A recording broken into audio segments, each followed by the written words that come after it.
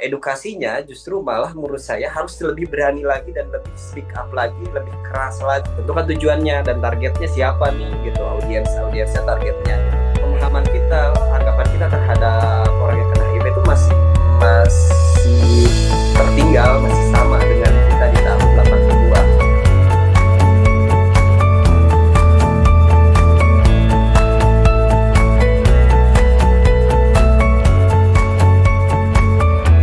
Kita mulai aja sama. Ya, Nah, ini jangkau sosial dengan media sosial. Ini kita punya Galang Daya. Galang Daya ini ibaratnya satu tempat yang kita bisa naruh kampanyenya supaya kita nggak berulang-ulang. Sampaikan ke orang, copy paste dan lain sebagainya, kampanyenya, terus kita cek lagi mutasi, kita repot lagi bikin laporan. Nah, ini platform ini mempermudah kita untuk mengkontrol kampanyenya. Di sini setelah udah ditayangkan, kita tetap harus tambahan usaha-usaha lainnya gitu ya. Nah, malah kalau kita pakai sistem Pareto 80/20, website ini hanya 20%. 80% di mana di media sosial dan ajakan kita. Untuk itu membuat berhasil. Platform itu saya udah coba di platform besar pun, itu tuh pengaruhnya nggak besar kecuali kalau kita mau menggerakkan itu di media sosial. Ini kontennya, ini konten itu maksudnya data isi ya. Peran penting media sosial, beda platform, beda karakter, strategi kampanye media sosial, beda konten, beda kesulitan, perencanaan, dan manajemen. Peran penting media sosial, kenapa sih media sosial itu di zaman sekarang kita harus optimalisasi menggunakannya? Karena ini media yang paling paling mudah sekarang dan paling murah dan cepat. Pertama, jangkauannya luas. eh, Media sosial ini kalau kita bisa mengoptimalisasi dan bisa memahami algoritmanya, kita bisa menjangkau wilayah-wilayah dan batasan-batasan yang kita anggap ini di luar batasan kita gitu. Itu bisa kita jangkau semua. Bahkan se Indonesia kita bisa jangkau semua gitu. Selama kita uh, mau nih mengusahakannya media bagaimana memahami konten-konten kita bisa dijangkau dan diterima algoritma. Kedua, biayanya rendah. Kalau dulu nih kita bisa biasa nih anggaplah dulu kita bikin kampanye ya sebelum adanya media sosial, kita bikin pamflet, bikin ajakan, bikin sosialisasi. Pertama, kita butuh tenaga dan butuh waktu lebih banyak. Kita kumpulkan orang, kita sampaikan pengumuman. Atau kita lewat event-event, kita ajak di situ. Atau kita bikin bikin spanduk-spanduk, poster-poster yang kita butuh cetak biaya-biaya. Nah, dan jangkauannya juga cuma wilayah itu aja yang kita pasang. Media sosial tidak seperti itu. Media sosial saat kita publikasikan saat itu dimanapun orangnya tidak tidak harus melulu di wilayah itu, tidak melewati titik itu yang kita pasang di mading dan segala macam, orang bisa menjangkau dan bisa melihatnya. Di detik itu, kalau dia mau bertanya, misalkan eh, interaktif dan partisipasif. Kalau misalkan dia mau berinteraksi, mau menanyakan atau menemukan kesulitan, nggak butuh delay lagi. Di saat itu juga dia bisa DM, bisa komen. Di detik itu kita bisa menerima, kita juga bisa menjawab, kita bisa menjelaskan. Kemudian biayanya juga pasti rendah ya, karena kita membutuhkan kuota aja dan kreativitas. Kecuali kalau kita mau beriklan, dan iklan itu 100.000 udah bisa menjangkau ribuan. Biaya yang kecil, tinggal optimalisasinya aja gitu. Terus meningkatkan emosional. Nah, media sosial ini selama kita bisa menggunakannya, baik konten video, konten foto, konten poster, kita bisa bikin berbagai konten-konten, variasi konten yang kita bisa selip-selipkan gitu. Bentuknya emosional, kayak foto-foto penerimanya gitu, seperti apa ekspresinya, candid-candidnya, kondisi-kondisinya gitu, penerima bantuannya gitu. Video kita bisa tambahkan audio, kita tambahkan kegiatannya, bantuannya gitu.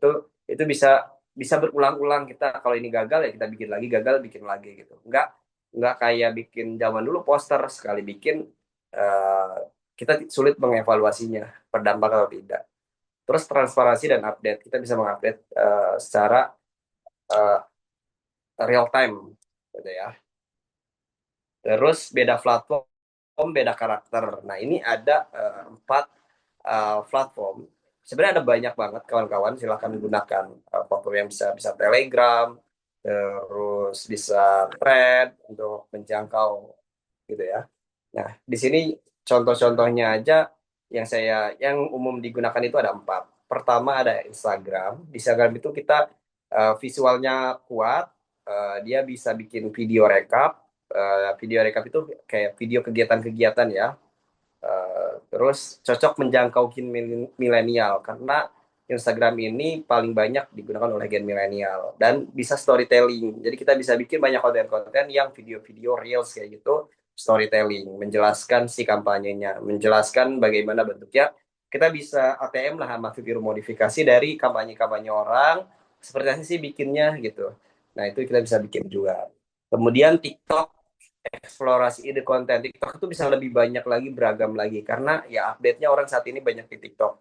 Terus bisa bikin challenge-challenge kayak eh, apa ya gitu, donasi sekian rupiah kita akan kasih apa namanya, gift kayak gitu, kayak kaos atau apa kayak gitu. Terus challenge itu juga bisa juga kayak bentuknya bikin konten kayak kawan-kawan, saya challenge nih ke bisa nggak ya saya pergi ke daerah bencana gitu, si relawannya gitu ya, untuk menarik perhatian aja, sebenarnya untuk menarik atensi aja, bahwa ujung-ujungnya kita mengajak orang berkampanye, berdonasi gitu.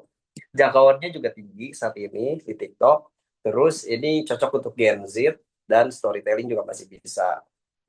Nah, terus ada WhatsApp. WhatsApp itu juga jangan dilupakan. WhatsApp ini justru malah eh, tahapan awal ketika kita bikin donasi. Kenapa? Karena kita bisa mengajak orang-orang di sekitar kita dulu gitu. Orang-orang yang kenal kita, keluarga, kerabat, teman. Sebelum lebih jauh lagi ngajak donasi, kita ajak dulu orang-orang di sekitar kita. Itu orang-orang yang kita kenal. Door to door, bisa jaringan terdekat, efektif di fase awal donasi, ajakannya to the point gitu. Terus yang terakhir itu ada Facebook. Ini Facebook ini memang sekarang itu nggak terlalu besar, tapi masih punya potensi gitu. Kenapa? Karena Gen X dan Gen tanda kutip ya bapak-bapak yang punya kemampuan untuk berdonasi mainnya di Facebook gitu. Mereka punya grup-grup dan komunitas. Di Facebook ini kuat dengan grup dan komunitas gitu.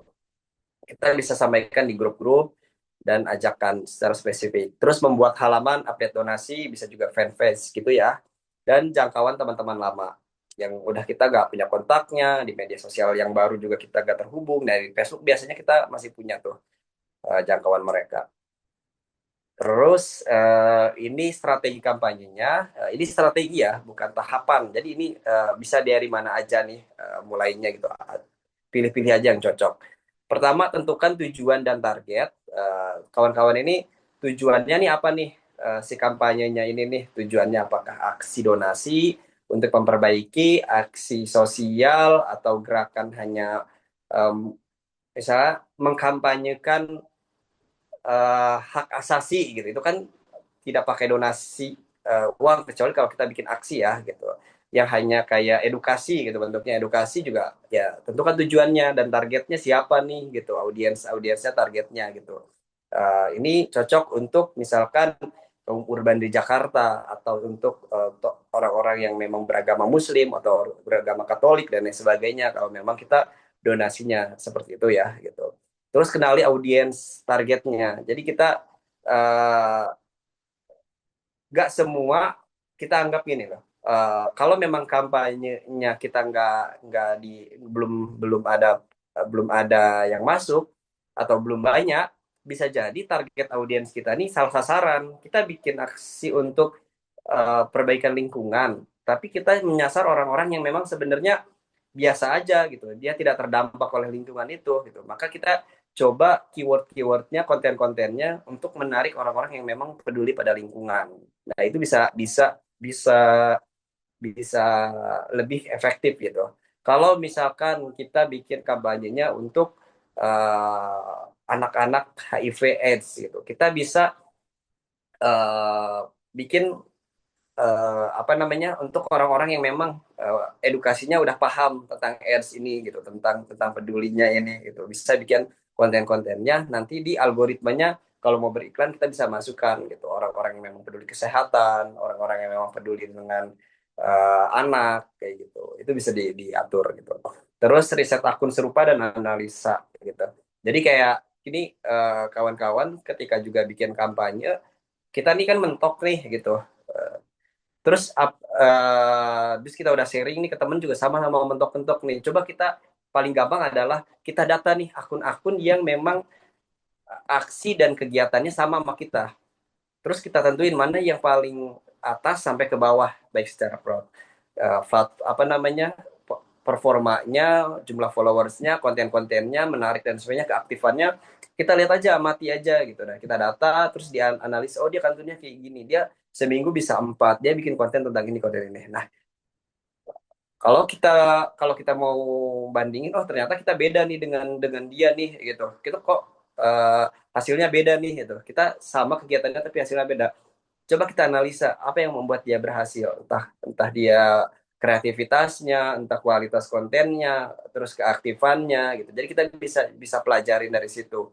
Terus konten-kontennya juga lebih detail kita riset juga gitu di analisa gitu. Oh, dia bikin kontennya itu kita sama nih kemarin bikin kontennya ngejelasin tentang aksi. Oh, tapi kok dia lebih lebih lebih informatif ya. Kok lebih to the point ya. Kok tag-tag videonya lebih bagus ya. Jadi kayak kayak kita menganalisa gitu supaya kita punya punya bahan dulu supaya bikin konten prakti, bikin kampanye kita jauh kita sudah punya bahan di kepala kita orang-orang itu lebih lebih tertarik seperti apa sih gitu. Nah setelah itu tentukan nih konten dan branding awal. Nah kalau di awal-awal ini mau bikin konten apa nih, mau ngejelasin dulu tentang masalahnya atau langsung mau ajakan. Nah itu kawan-kawan di breakdown tuh dengan timnya gitu. Nah terus tentuin mau berapa konten dulu nih di awal. Yang pasti jangan pernah berpikir saya sudah bikin poster sudah selesai. Nah, di media sosial itu berulang sifatnya. Makanya kalau kawan-kawan suka punya mengikuti akun influencer atau konten kreator, dia udah besar nih, kontennya udah rame, tapi dia tiap hari konten mulu gitu. Kenapa?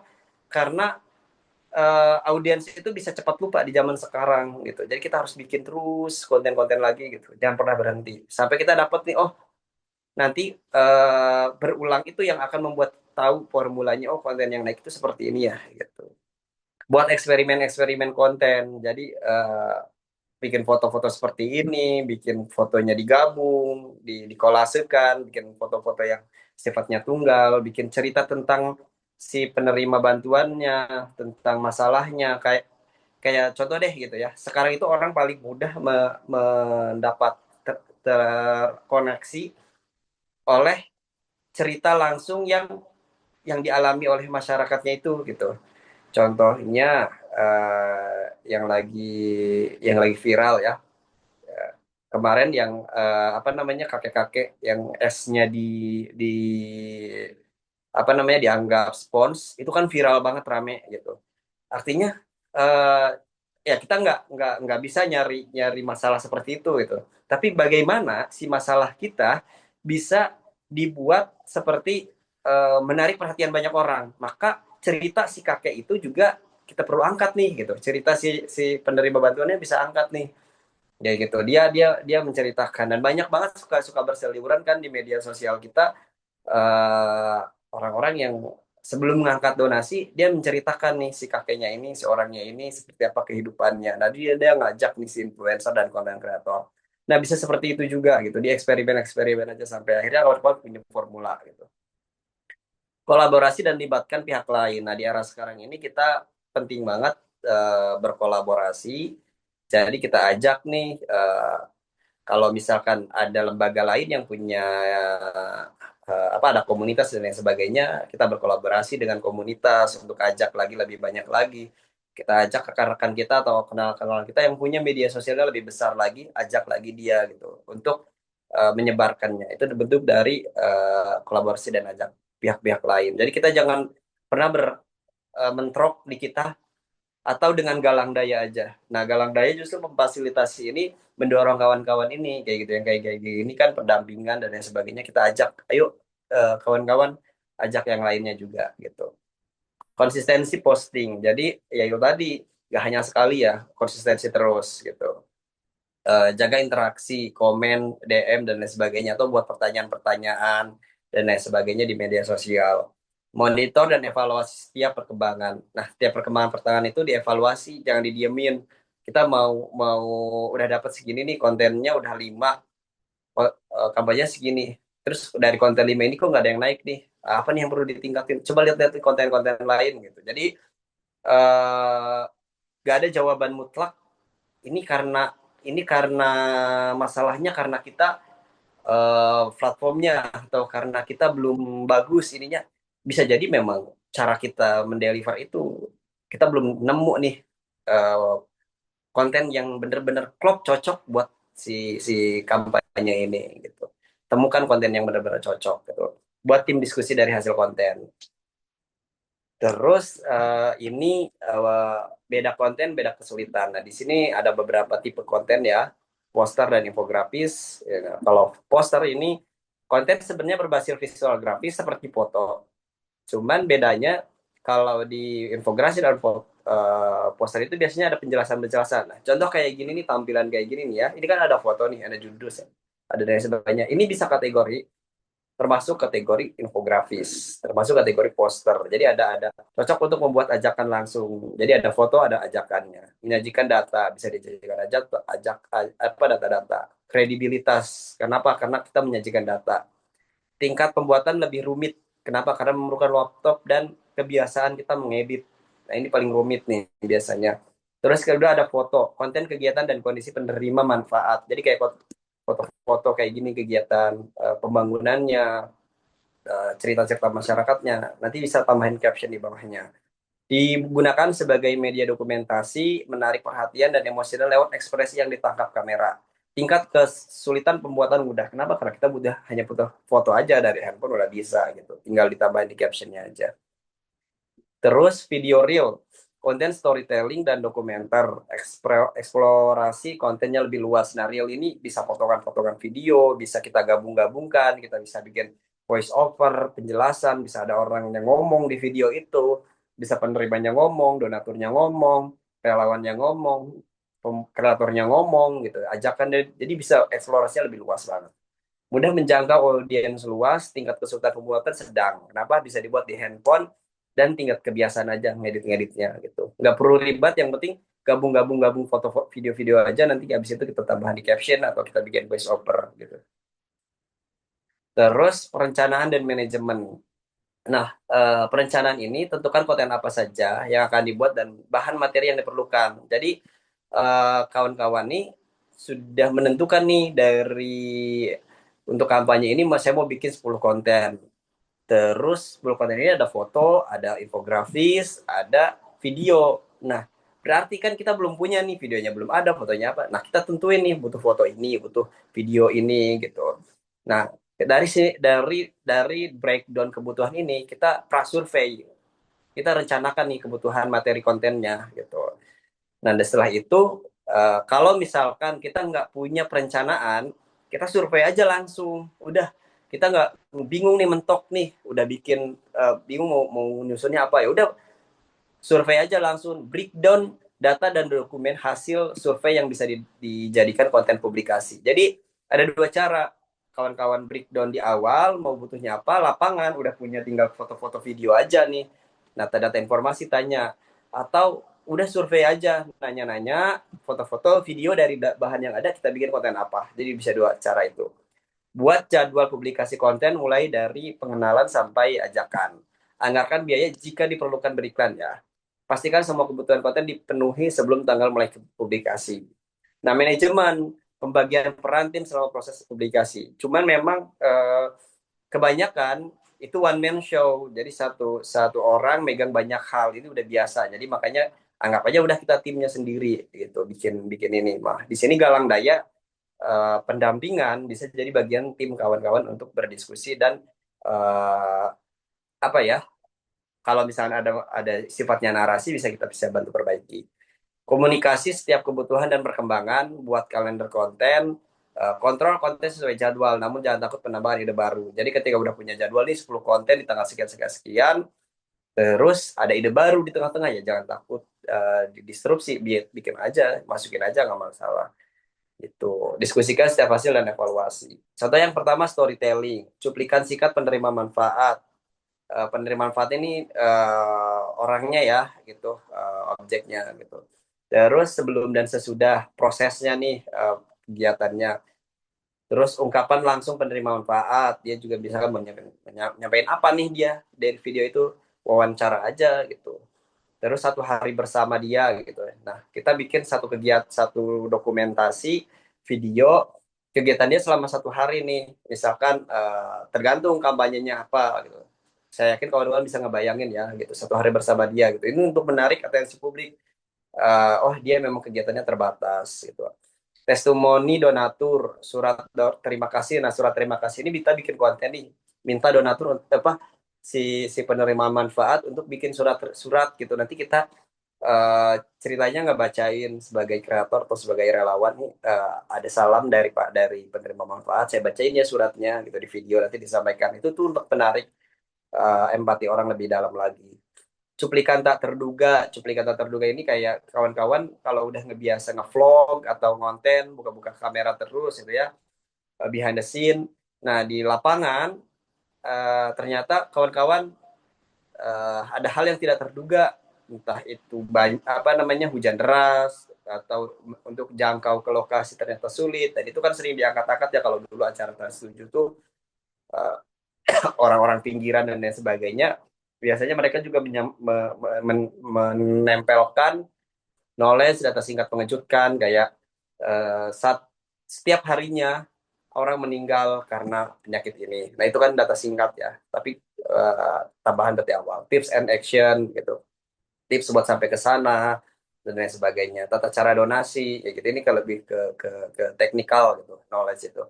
Behind the scene, nah behind the scene ini kita sebagai relawan nih banyak banget relawan yang sebenarnya saat ini kita kenapa sih kok kayak kayak kayak sulit ya orang sekarang untuk jadi relawan, karena memang relawannya sendiri kegiatannya jarang jarang diekspos gitu. Coba kalau kita bikin ekspos si relawannya, bikin vlog-vlog, terus kayak dia menceritakan, halo, saya saat ini mau menuju desa ini, mau ketemu si ibu ini yang katanya ada penderita penyakit ini gitu. Dia bercerita aja, nah itu kan behind the scene gitu.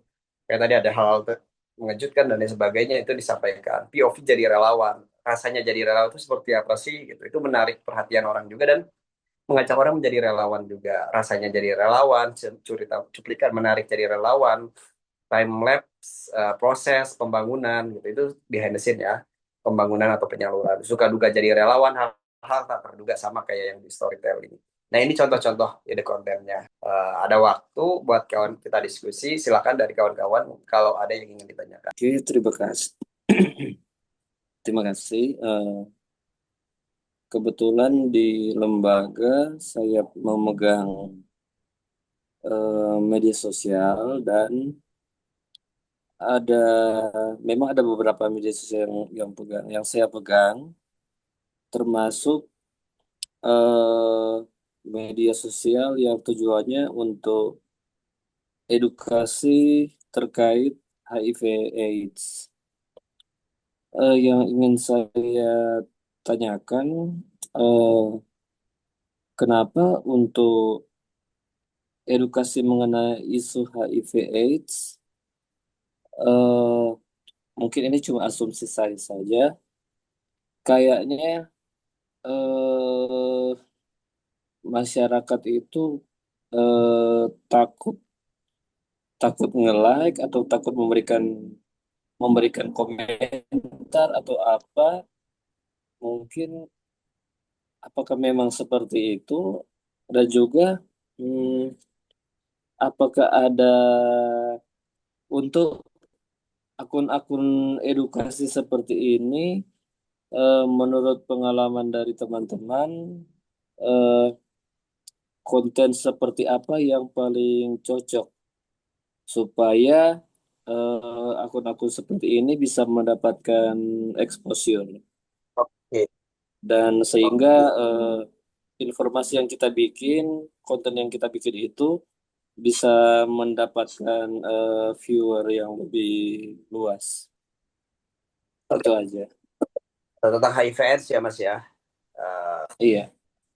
ini sebenarnya satu hal yang juga saya juga concern nih HIV/AIDS nih sebenarnya di beberapa bulan terakhir. Banyak banget pertanyaan saya seputar HIV/AIDS sebenarnya, terutama dengan campaign yang kok malah saya sendiri nggak pernah ngeliat ya campaign-campaign HIV/AIDS gitu. Saya sendiri malah jarang sekarang itu melihat orang mengkampanyekan tentang edukasi tentang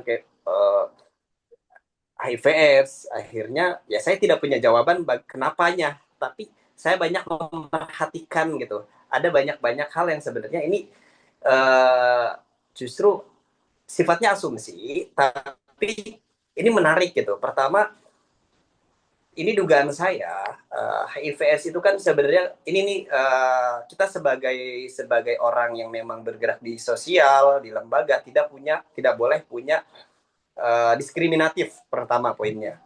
Dan HIV itu adalah sebenarnya satu virus yang menyerang tubuh, tapi dampaknya menyerang sosial. Hmm. Tapi dampaknya bukan menghancurkan ya, mengganggu sosial. Dan ini terjadi uh, sudah dari awal mula mungkin HIV/AIDS uh, ke masyarakat gitu, ada menyerang di masyarakat karena bisa jadinya dugaan saya gitu karena informasi yang sampai ke masyarakat di awal-awal HIV itu adalah HIV menular lewat hubungan seks bebas. Nah, Hmm. sehingga orang mengasosiasikan informasi narasi HIV itu dengan seks bebas, perilaku buruk gitu. Bahwa di luar itu itu bisa saja terjadi bukan hanya di seks bebas, di rumah tangga, anak, di mana saja HIV/AIDS itu bisa terjadi, bisa bisa bisa kena gitu. Sehingga banyak menimbulkan pertanyaan berarti di era modern ini kita di abad ke 21 setelah 25 tahun, di abad ini kan kita abad 21 yang sudah 25 tahun ya udah seperempatnya satu abad nih, masyarakat di era modern aja pun masih menerima narasi-narasi khawatiran dan lain sebagainya tentang HIV/AIDS gitu. Pemahaman kita, anggapan kita terhadap orang yang kena HIV itu masih tertinggal, masih sama dengan kita di tahun 80-an. Jadi edukasinya justru malah menurut saya harus lebih berani lagi dan lebih speak up lagi, lebih keras lagi gitu. Itu butuh PR banget nih gitu. Dan ya butuh butuh butuh dukungan orang-orang yang siap jadi uh, campaign keras gitu. Itu sih mungkin ya Mas. Saya nggak tahu ya dari perspektif kawan-kawan yang bergerak di di kampanye tentang HIV ini sejauh apa gitu. Mungkin bisa lebih diskusi lagi, bisa di sini atau di luar ini nggak masalah. Terkait isu HIV/AIDS ini memang untuk penggunaan media sosial memang itu menjadi PR bagi kita semua. Eh, Kebetulan juga saya sudah sering sering mengikuti beberapa Zoom meeting atau pelatihan terkait bermedia sosial. Eh, Masing-masing setiap pembicara pasti punya formula atau rumus dalam mengkampanyekan media sosial. Dan dari beberapa yang pernah saya coba, sepertinya saya belum dapat formula yang tepat, terlebih khusus Untuk di daerah Sulawesi Utara ini, di mana mungkin ini hanya asumsi saja, tapi menurut saya sepertinya masyarakat itu seperti takut diasosiasikan ke kelompok tertentu jika berinteraksi dengan suatu konten. Nah, hal ini dibuktikan dengan eh, menurut pengalaman, kalau buat konten tidak pernah ada orang yang langsung komen di konten, tapi mereka masuk lewat DM. Di DM itu pun yang masuk itu akun-akun fake atau second account yang nggak tahu siapa orangnya, tidak ada follow profil, tidak ada itu. Jadi dari situ saya berasumsi eh, karena ketakutan tersebut, kira-kira formula apa yang cocok untuk dijadikan konten? Karena kan ketika kita berkonten di media sosial, secara umum yang kita butuhkan itu kan adalah exposure. Semakin semakin tinggi apa interaksi antara konten kreator dengan viewernya lewat like, komen, apa segala macam, semakin tinggi pula konten tersebut akan masuk ke algoritma seperti itu kan. Tapi gara-gara kebanyakan dari viewer itu tidak mau berinteraksi di konten, makanya eh, konten-konten kreator tersebut tidak bisa menjangkau lebih banyak. Orang-orang yang masuk ke konten hanya mereka-mereka yang sebenarnya sudah butuh, sudah butuh dengan eh, konten-konten seperti itu. Maksudnya ketika orang tersebut sudah ada gejala penyakit kah, atau sudah ada merasakan salah satu IO dari HIV seperti itu. Padahal kan yang kita inginkan di sini justru sebelum orang itu kena, seharusnya sudah ada kayak pencegahan begitu. Harus ada proteksi diri supaya kita itu nggak kena. Jangan udah kena baru baru masuk begitu. Jadi gimana ya untuk ber bersosial media, berkampanye atau membuat konten terkait isu HIV/AIDS sangat-sangat PR untuk dalam hal ini. Jadi menurut saya konten-konten HIV itu banyak sekali, luas sekali gitu. Bisa kita bahas tentang bagaimana pencegahannya, bagaimana penanganannya bagi orang yang terkena secara medis, bagaimana uh, respon yang harus dia lakukan ketika dia terkena HIV, misalkan nih, edukasinya, dan bagaimana masyarakat merespon itu gitu. Karena itu PR semua, itu semua PR, PR pencegahannya PR, penanganan medisnya juga, informasinya juga PR,